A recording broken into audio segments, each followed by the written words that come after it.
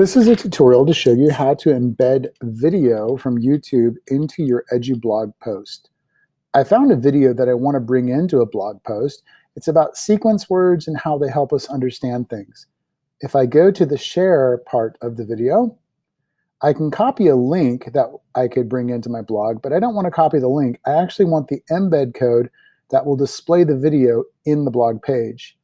You can tap one time and Control-C copy to get the embed code, or you can just click the copy button.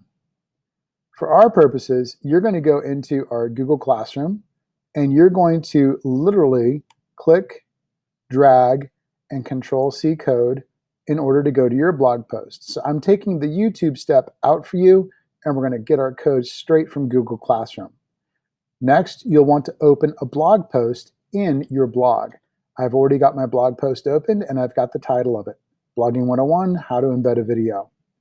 When you look at the blog post editor, this is your editor, it's automatically on visual. So if you wanted to type a word like hello, and if you wanted to bold it, you could bold it, or you could italicize it. This is your visual editor. When you click over to text editor, you'll notice that it looks really strange. Hello has these code words that say strong, and it's saying to bold it, and you're seeing these little symbols here which say that there's spaces and things like that. So ultimately what we want to do when we copy paste code is to do it in the text editor. I'll switch back to text editor.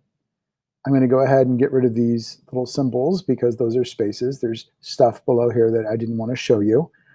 I'm in text editor, and I know I'm in text editor because these buttons have changed. My bold button stays the same, but other buttons have changed. Link button, for example, in the visual editor, this is your link button, but in the text editor, link is code.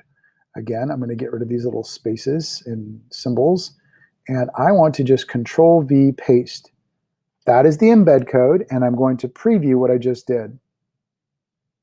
Here's my blog post. Here's the video, but the video is too wide.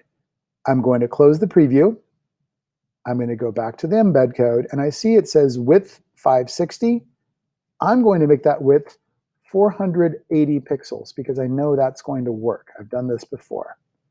Preview.